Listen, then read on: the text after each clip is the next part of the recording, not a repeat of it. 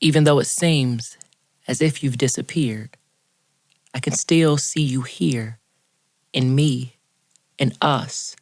I trust the memories will get me through, will always lead me back, closer to you.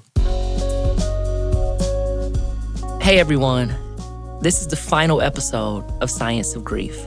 Before we get into today's episode, I want to thank you for listening this season.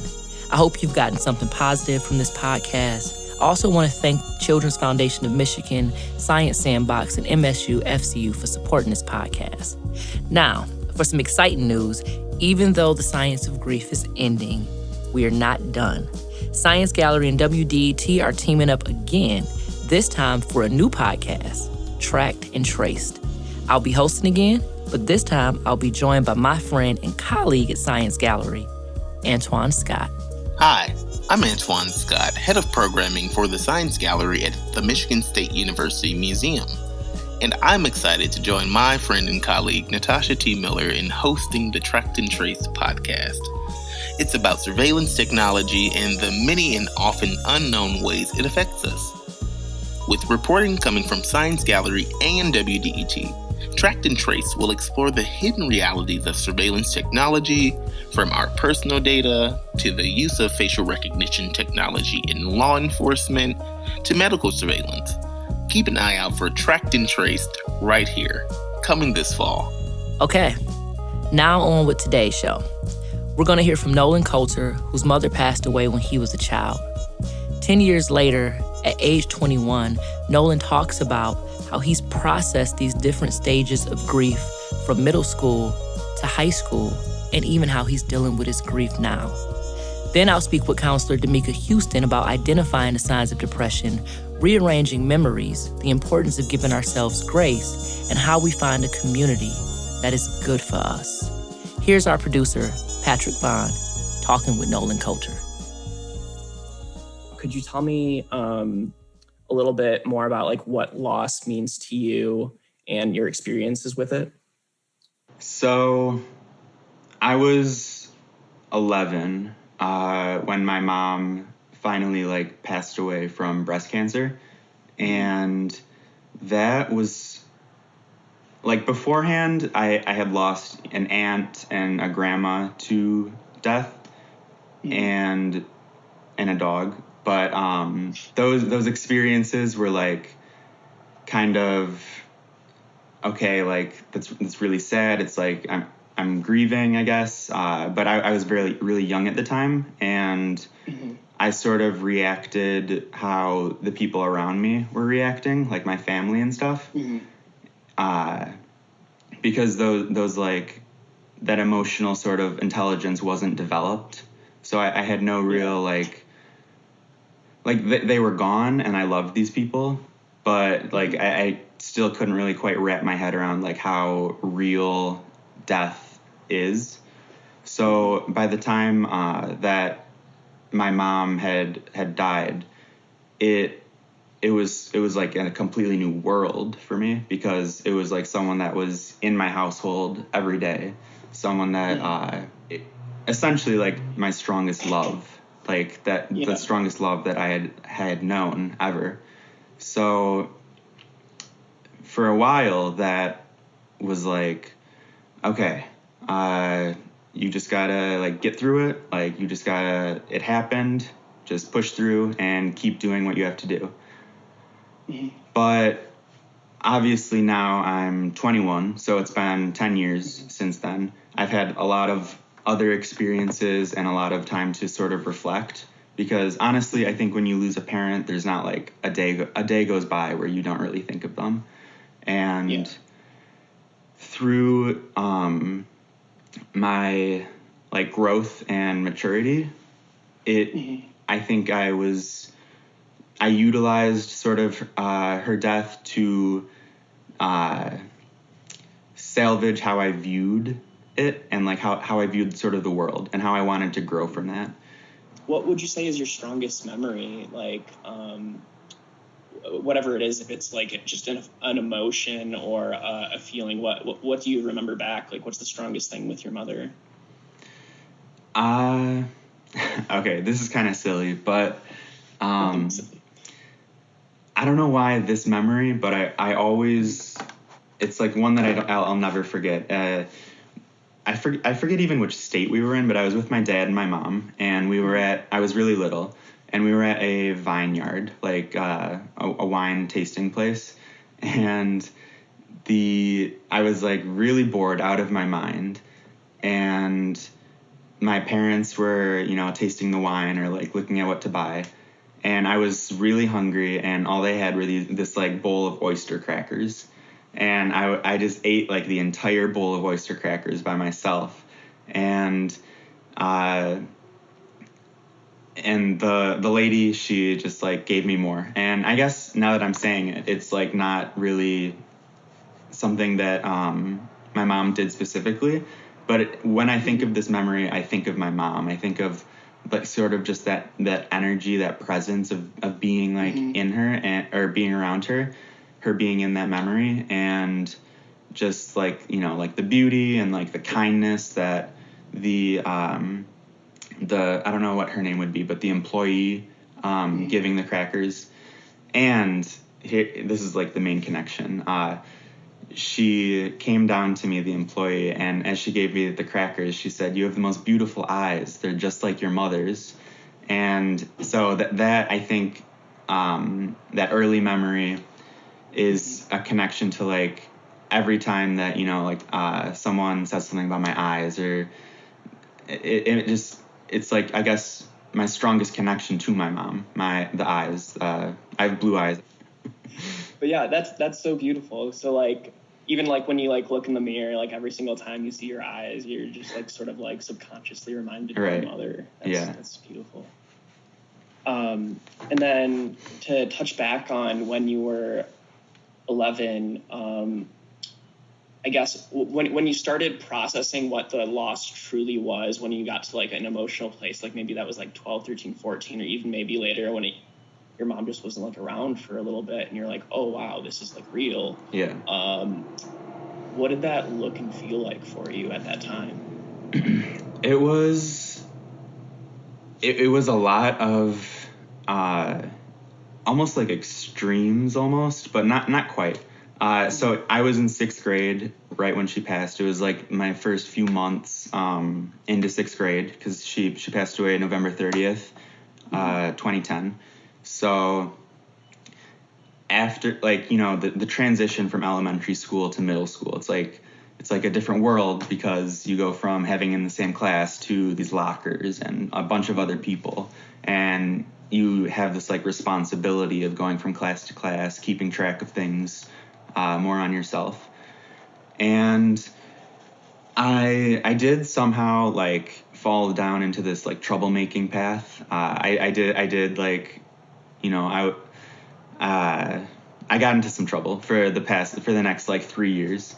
And it did get to a point in like 8th grade where I was faced with this reality where it's like, okay, I need to either turn things around like really fast, or it's not going to be good for the rest of high school, which in that view at that time is like the rest of your life, So that summer before 8th to 9th grade, I had some community service to do with like the city of Dearborn, and going into high school, I don't even know what happened, but it was like a switch, and I had this like intrigue of using my mom's like death as a way to like look at it and tell myself that I was okay, and then sort of like be like mature about it, and be just super kind to everything, to everyone, and befriend like people that were older than me. And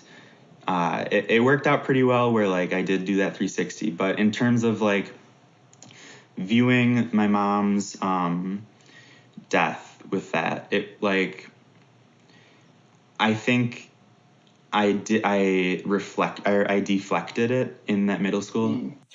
And then what do you think caused the switch? Was there just like something inside of you that just said, all right, yeah, this is enough, or something? I was trying to think about that, and I really just, think it was like just time, because I was going to a new school and a different setting, and like it was able to like be that sort of fresh start. And I think I just took advantage of that. Like, what would have caused that? Really just picking up trash every Saturday during the summer and not feeling this incredible embarrassment of going there. And like my actions led me to this situation, and it's really embarrassing. And I don't want to like be seen doing that. I don't want to do that. So. Do you mind talking about that at all? Like, what happened in that troublemaking phase? Yeah. I just like in school, you know, I would be kind of like a bully or like laugh at people that were like, you know, that did things weird or were a little different. And even I think it was mostly just like an over exaggeration of like, I'm going to chuckle at this or be kind of mean to someone. And that's going to like just act like I have like this like strong shield sort of, you know, like I'm tough. And I got in like trouble with police. However, I think this does bring up with my dad a little bit. And I'm just starting to like really realize it. In my 8th grade year, I was seeing the school therapist at the time, and I was like telling her about it. She knew about it. And I was very distraught on how I would let my dad know, because he still didn't know at this point. And she suggested that I write him a letter and like I leave it on the table before I go to school, and just like letting him know everything that's happened and what's probably going to happen or what's to come, what might happen. And so I was very nervous and I was very scared as to how he would react. And I did end up writing the letter, and I just like left it on the kitchen table where he would grab his papers like for work, or his bag. And I went to school, and I was like really scared, you know, like that he was going to send me a text or something. And I was just checking my phone, really scared to get back home. I didn't want to get back home that day. But when I did, and he had read it, he was like completely calm and very understanding, and like wasn't very like angry, even though like he knew he was going to have to pay fines on my name, and have to like go through, you know, a hassle with me, some trouble. Mm-hmm. And I think the way that he responded to that, on not like blowing up, which is what I expected, was like the chance for me to figure out, okay, I'm going to get through this. And him like being cool about it is like my chance to put this behind me after it's all done and switch, like do that fork in the road moment. Yeah. I think that was that. Obviously I still hadn't gone through the entire process by that time, but that was like, okay, this is like really embarrassing. We just need to like get this behind me. And I think that's essentially what we did. And all of like the bad behaviors, I really think just like followed with that. So I guess like my dad's acceptance of the reality of it was very important to me, because I was really, I think most of the embarrassment and like the fear that I had of how I acted at that time in my life was basically how my dad is going to react to that. And it was very, I'm very thankful for how he did and how we moved on with that. And you're able to like recognize like, I don't know, like being able to cry, I guess. I guess this still is like part of the not so healthy brave way, but I remember being in high school and transitioning into like a numb sort of like representation, I guess, of like my grief, or my grief like formed into a numbness where I didn't want to like show like pain or like cry. I guess like the lashing out sort of shifted into or morphed into that hiding it sort of phase, even though like I would still be open about it, or like I would still have conversations, you know, about like, oh, my mother's dead, or like this obviously like had a toll on me, but I'm like fine now and it's fine. Like what happened. That sort of like mindset put out that I would put out. But yeah. So would you say hiding it would be like the numbness and the lashing out, or just like the numbness? I guess it would be both. So yeah, like as I sort of transitioned from the lashing out to that numbness, I guess in hindsight, like they're both in the same vein, and there wasn't really much change or like growth at that moment there, perhaps. Although I do think that it's down like the ladder to get to, you know, a good spot where, which didn't happen until like much later. But when you get to that point of being like comfortable, having conversations, you know, like about how messed up it is to like miss or to lose someone that is such like a big character in your life, and also to acknowledge, like, to be able to talk about like how much love was given and how much love can still come from like the memories and the discussions. It took a long time to get there, but I think the transition of lashing out and then to being like having a shield on, that those steps I think were necessary to get to a point that is actually healthy for myself, I think. And it was like a long process, but I don't like really regret going through those stages of my life when I was younger. And then, so that process, how did you deal with it while you were going through it all? I guess I just like I said, like I sort of, so in the high school, the early high school, it was just like the pretend it's really not there, like block it out. Maybe it would come out if I was like at a party and like really, really, you know, drunk one night. But other than that, I put a lot of like effort into my swimming. And I think I remember actually speaking to one of my friends one time and like explaining why I was so into practicing like every day. I never missing a practice. Always like some people sometimes like you would call someone a try hard, you know, if you like saw them in the pool and like they were just, you would kind of get annoyed by how much effort they're putting into like every single practice. And I think my reasoning excuse for that at the time, I actually told one of my friends that I just do that because I want to like make my mom proud.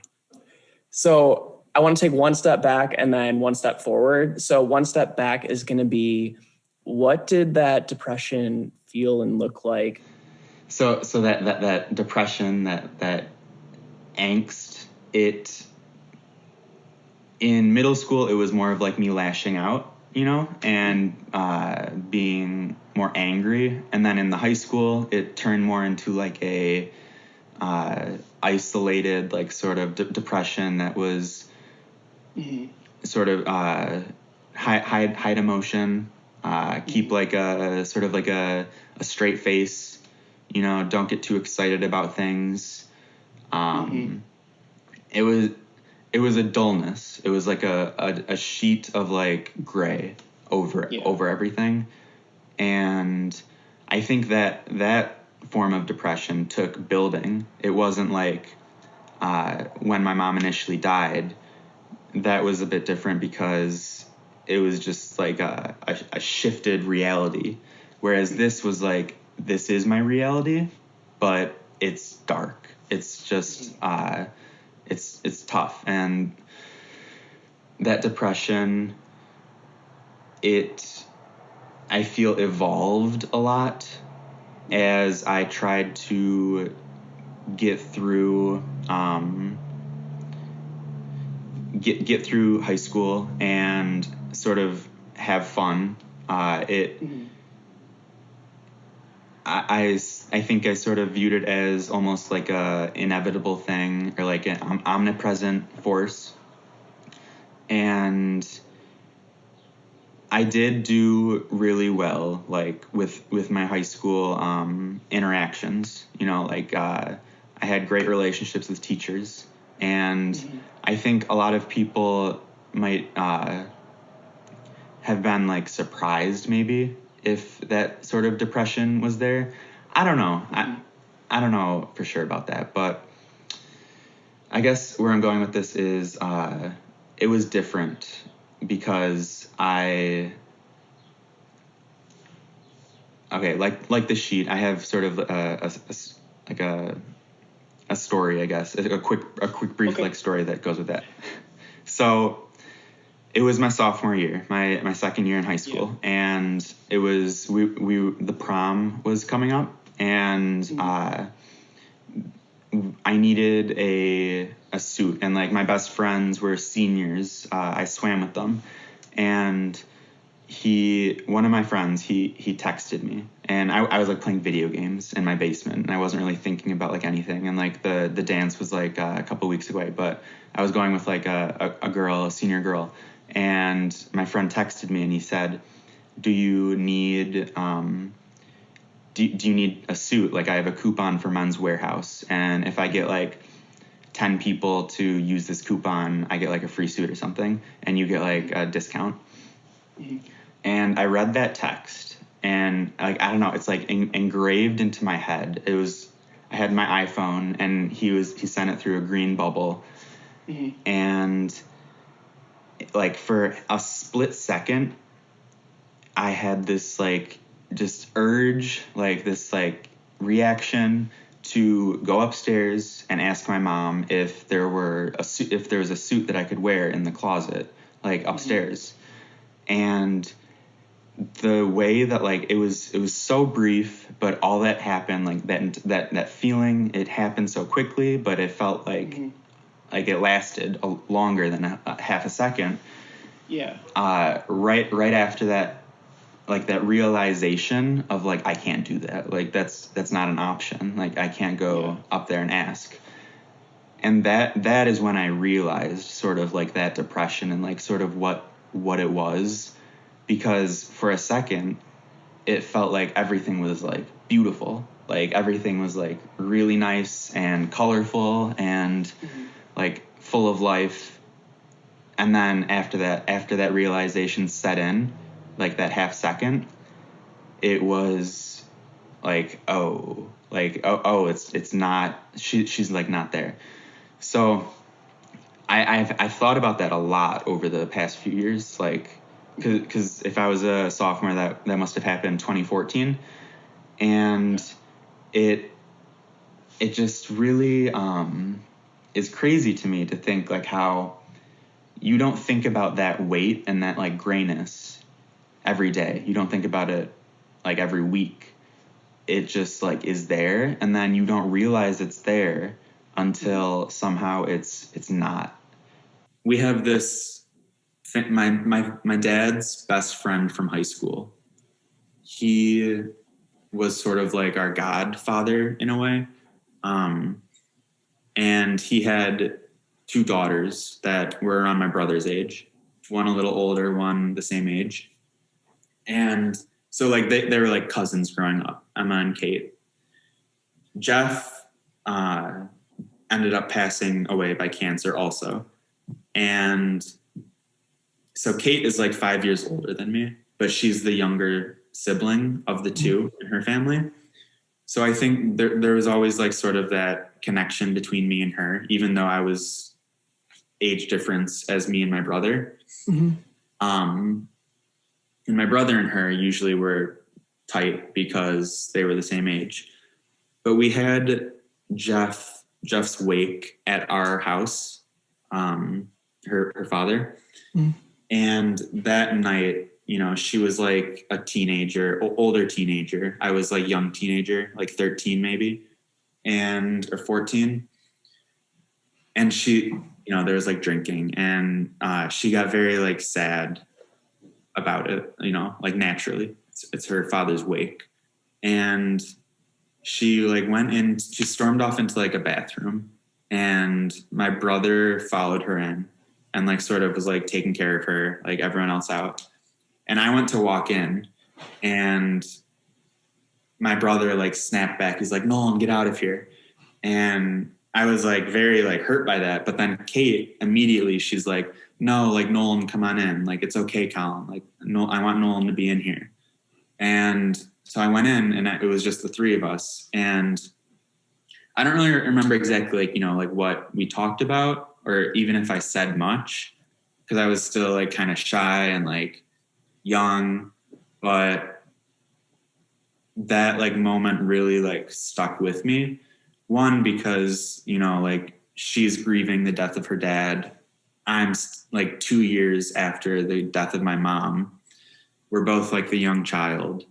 I think that was just very important for me in like my growth.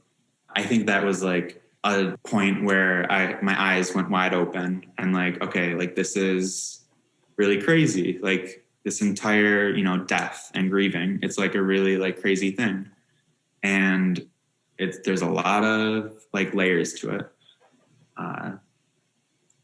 That was just something that I remember a lot. That was, yeah.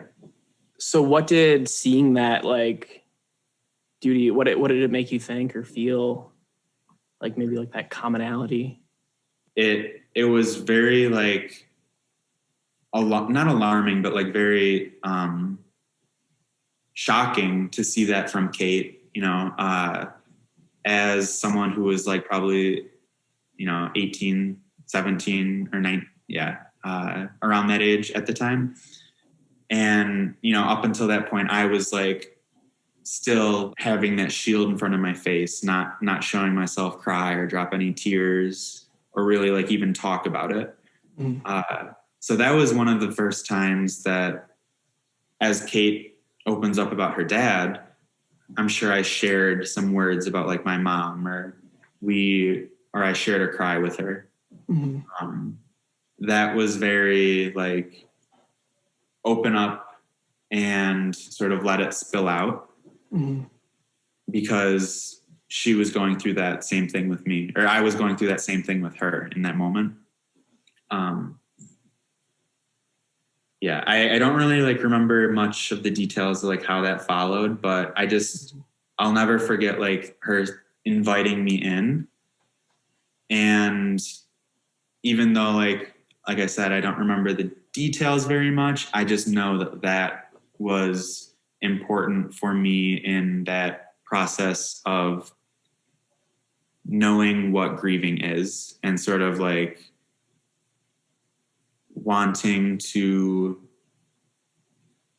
expand how I viewed my mom's death. Mm-hmm. And not letting it be so confined to like a simple she's dead and that's it, move on with it. It was like it really made me, I think, want to see all of the pain and beauty and like tears and laughs that come with like remembering someone who has died that you miss dearly.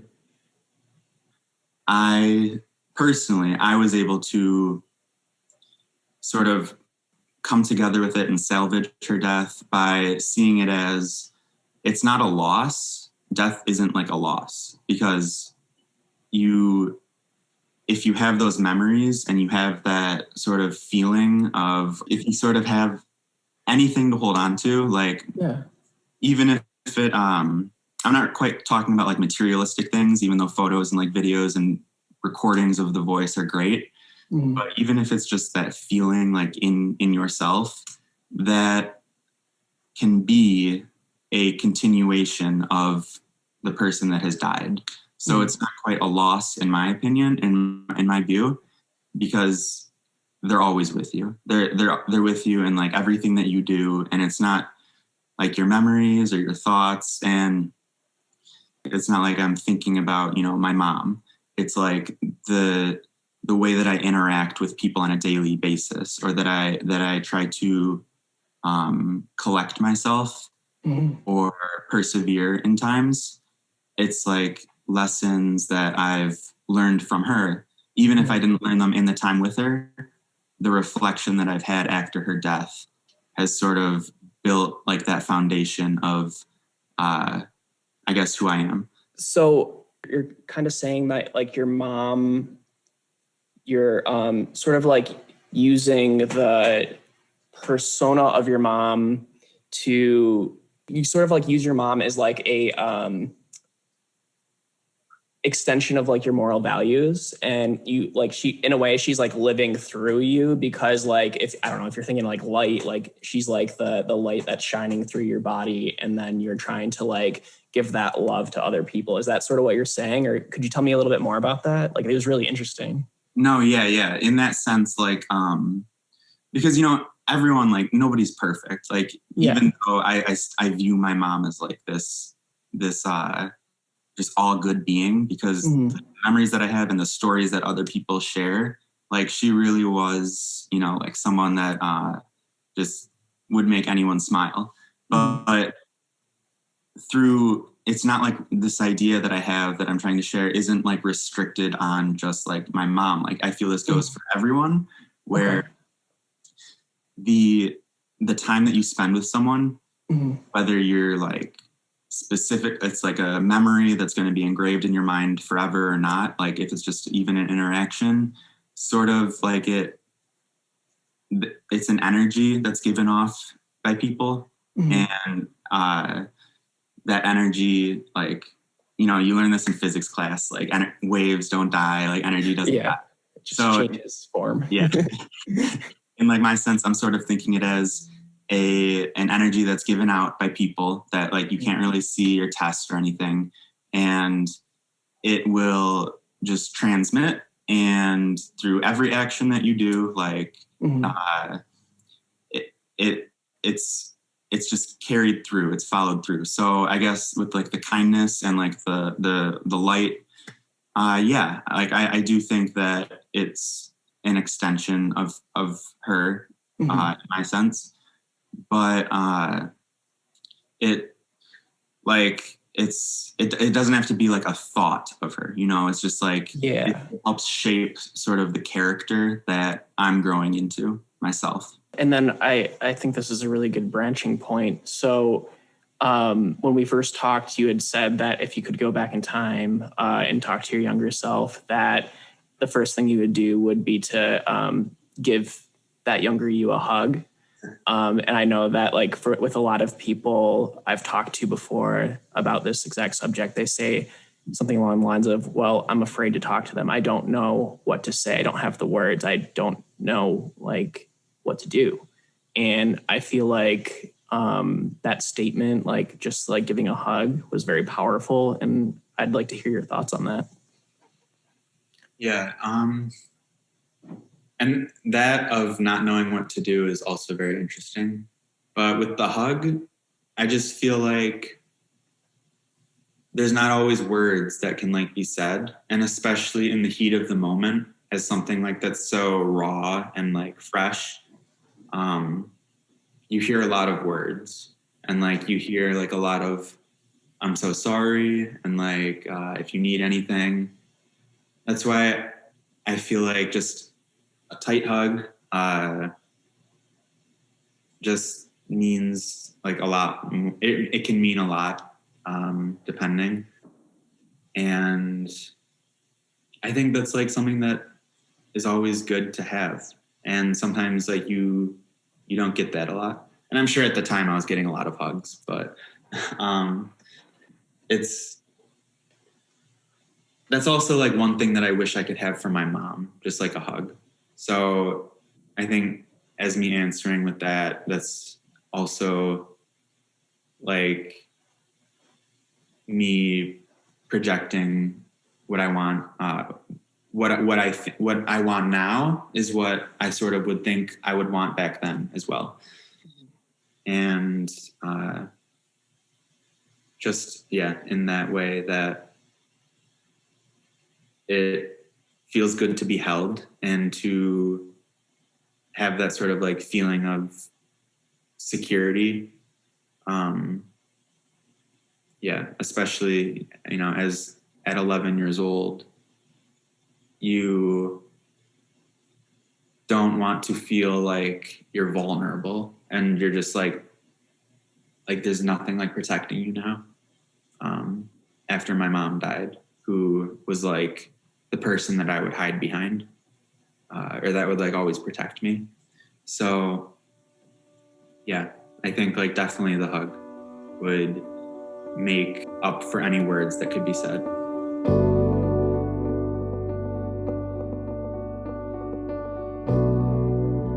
Nolan talked a lot about growing up with grief and the journey he went on, which included depression in high school.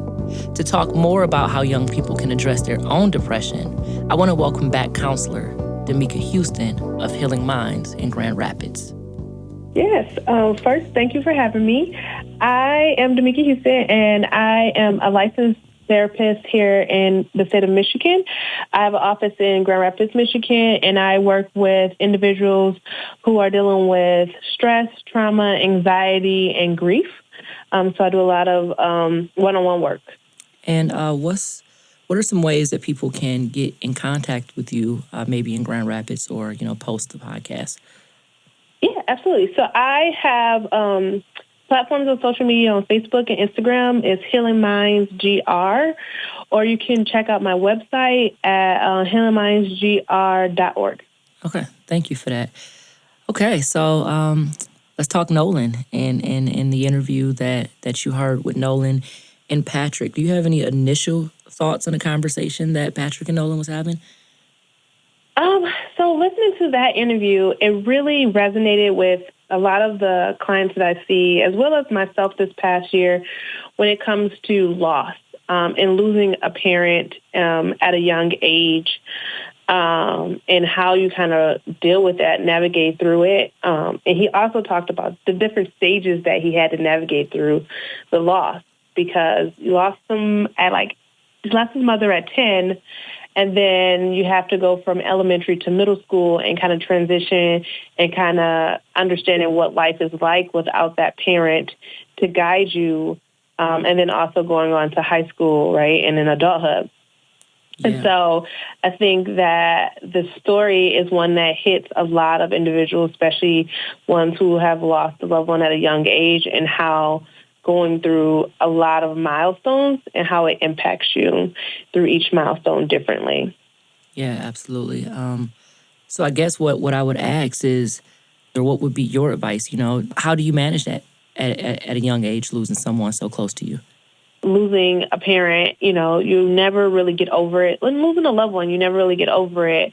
You kind of just manage throughout the days and times, but there are going to be times where things are a little bit harder to navigate, and having a safe space to communicate with someone is very important.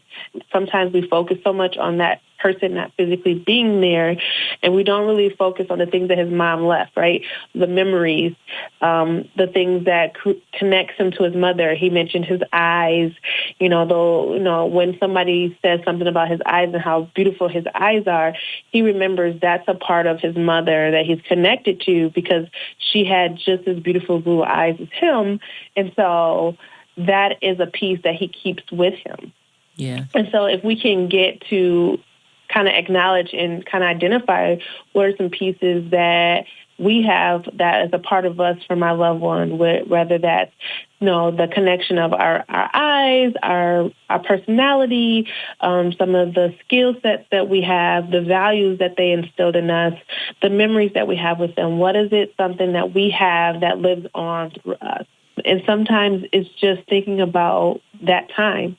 We're going to always have some sadness because it does trigger, right? We know that they're physically not here. But it's always about being thankful that we're able to have had that memory, have had that experience with them while they were here.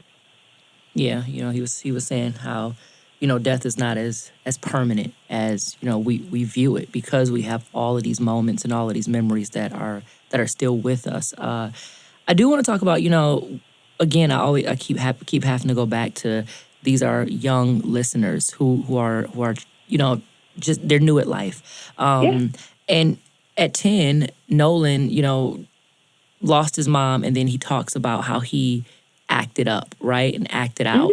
And a lot of us do that, even in adulthood. And I wanted to talk about the importance, or what you feel the importance of giving yourself grace, is. So So giving ourselves grace. When we hit a hard place in our life, we tend to, one, avoid things, or two, we try to fill it with something else. So we may act out, right? Display behaviors that may not always be so good for us. And in that instant is really giving the person the space to kind of identify where it's coming from. Because sometimes we act out not because we are upset, but because we feel like we just can't talk about how we're feeling, or we don't know how to talk about how we're feeling, and we just do things that we think is going to help us manage that emotion. And really, it's all about, let's talk about this. You're angry, and it's okay to be angry. Giving ourselves the ability to feel, giving ourselves permission to be angry, because sometimes we feel like we can't be angry, and acknowledge that that's what we feel, and give ourselves the permission to feel that, because sometimes we think it's selfish to feel some of the emotions that come with grief and loss, and so we try to deny that we feel those emotions. One thing that Nolan talked about, and a lot of our interviewees, kind of discussed the same thing, which is losing future moments, like grieving the loss of these future moments. So if you remember, Nolan was talking about the men's warehouse suit and going, I believe, homecoming. And he said how he wanted to tell his mother about the suit, but had to realize, she's not there. How can we start to accept that this person is not there and allow other people into that space to feel the emptiness or the void that we feel, and actually be okay with that? Yeah, absolutely. So one of the things that I helped a client do, because they've had struggled with future moments, things that they're experiencing in their life, and they feel guilty because they're not there to experience it with them. One of the things that we learn to do is, how do we communicate that to them? I know sometimes we think because they passed away that we can't release that information, we can't necessarily tell them, but we can still, in a way, release that information and connect to them by writing a letter, right? One of the things that my client did was write a letter to their loved one that they lost, and it talked about everything that they have experienced, everything that they've been able to go through, things that they achieved, moving into their own place, and it kind of just talking about their life journey now. And then they found a way to release that. So you can release it in different ways. One is you can rip it up, you can burn it, you can do all these different things. But it's about communicating how you feel in the moment. You wish this person was there to experience this with you, and they're not. But I can still try to connect with them. And then I can find a way to be grateful for the people who are in my life to create new memories with me. Yeah, I think that's really important. Again, there were times where, and still times, not word, it is. I'll ride down the block, I think about something that happened in middle school, and I want to just pick up the phone like, only my brother would understand this.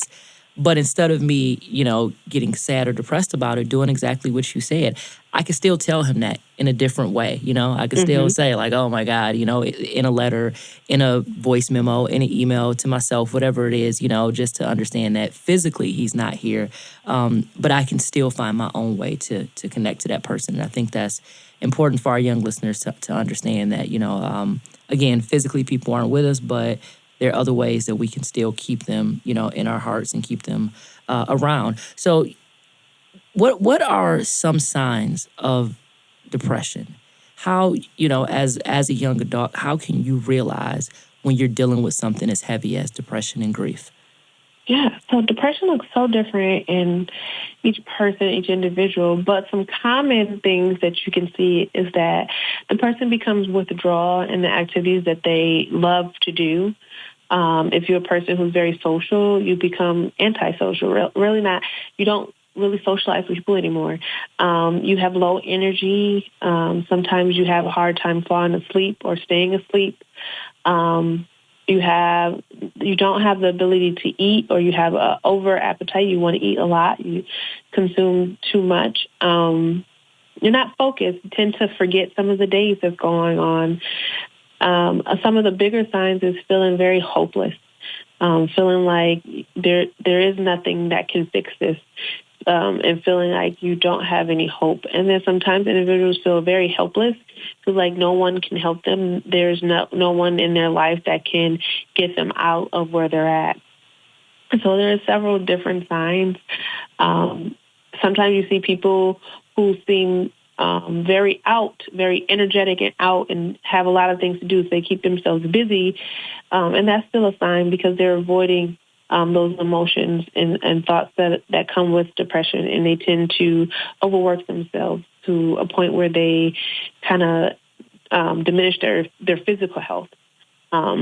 So depression just shows up in all kinds of ways. And can you talk about, some ways in which, once you recognize that you are depressed, how can you communicate that to other people in a way where, you don't feel shame, you don't feel like you're being judged, you're confident in telling other people, hey, I'm going through something and I want you to know. How do you ask for that help? Yeah, absolutely. That part is very difficult if you feel like you don't have a safe support system or a community that can be open and understanding. So that could be definitely difficult. But if you have that community, just telling them you are kind of you're struggling really, really bad, and you need someone to talk to, and kind of seeing how they kind of respond to that. Also, if you don't have that community, contacting a mental health professional and just talking with them to kind of process through what is going on, to see how they can help you and give you the skills that you can utilize to kind of manage your depression and help you get out of those darker days. Yeah, absolutely. Thank you for that. So before we wrap up, we always like to create space where, and I feel like you just kind of did that, in this last question, but what are ways in which you think people can handle and navigate their grief? What are some healthy outlets for people who may not have a therapist right now or might not have the resources to find, a therapist? What are some other ways in which they can navigate and process their grief? Yeah, so if you don't have a therapist right now, there are different ways that you can kind of manage it on your own. It's one, giving yourself space to grieve.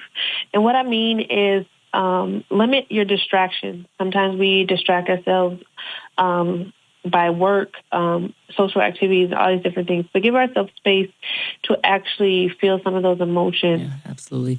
I think it's important that we know we can say, as you just mentioned, goodbye in a bunch of different ways. But we can say goodbye as many times as we need to, until we feel like we found the closure that we need. And that could be a lifelong process. And I think that's what, this podcast has taught me, and even listening to Nolan's interview, how Nolan talked about, going from middle school to high school, from elementary to middle school. These are all different stages of grief that Nolan was experiencing. It was like picking the grief back up, putting it back down, picking it back up, putting it back down. And I think it's important for our listeners to understand it's okay. It's okay for you to do that. When it hits you, stand in it, acknowledge it, process it, deal with it. But don't think that grief has to go away overnight, has to go away in 12 months or even 12 years. It's okay if it comes back, and it's okay for you to deal with it. Absolutely. Yeah. Absolutely. Especially if we had a loss at a young age. It's a grieving process for every stage of life. And now, here's a song by Lawrence Young, a.k.a. Capelli. It's called Grand Rising.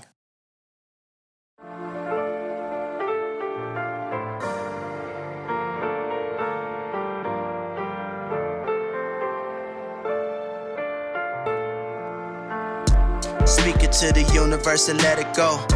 Work harder than I pray, I'm telling what I know. Speak it to the universe and let it go. Work harder than peace and blessings, look who we manifesting. Abolish the product till it stand perfected. Along the way I went astray, but then I course corrected. And now they pay for my display of vocal pyrotechnics. Got away with words, mental erase superb. Depression take me under, but I never stay submerged. Every loss became a lesson that I paid to learn. Student grew into the teacher, how the tables turn. Don't cut no corners now and then, you gotta wait your turn. Papa warned us like a fate, you feel the razor burn. Plots are formed and now we formulate new ways to earn. Negotiate the terms, generate a great return. Streams of revenue, them dreams we never knew. Cause they've been trying to drown us out before the levees blew. We never down and out, we leveled up and stepping through.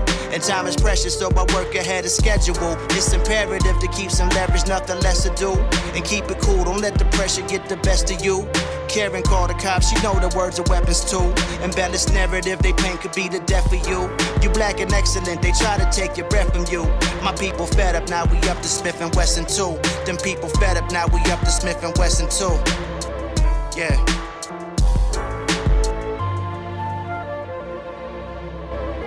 That does it for the Science of Grief. But remember, we're coming back later this fall and winter with Tract and Trace. We hope to talk to you then, but in the meantime, take care of yourself and take care of your mental health. If you have a mental health concern and need someone to talk to, please contact a mental health professional or your doctor.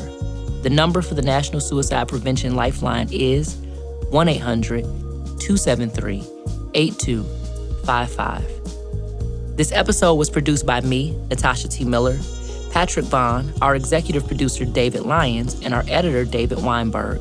Theme music by Jordan Davis with mixing, mastering, and additional music by Sam Bobian.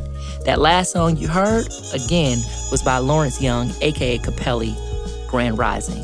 With additional production support from Shameen Sultana, Kaylin Higgins, Aaron Appleby, Maida Stange, Antoine Scott, and Holly Ann Stewart, who creates our artwork for each episode.